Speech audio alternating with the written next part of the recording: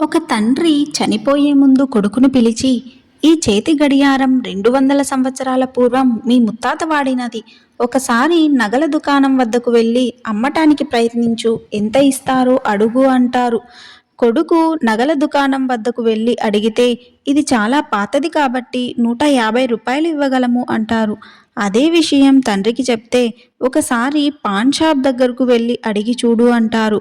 Pan shop దగ్గరకు వెళ్ళి అడిగితే, "బాగా తుప్పు పట్టింది, రూ. 10 ఇవ్వగలను" అంటారు. ఈసారి తండ్రి కొడుకుతో, "మ్యూజియం దగ్గరకు వెళ్ళి అడుగు చూడు" అంటాడు.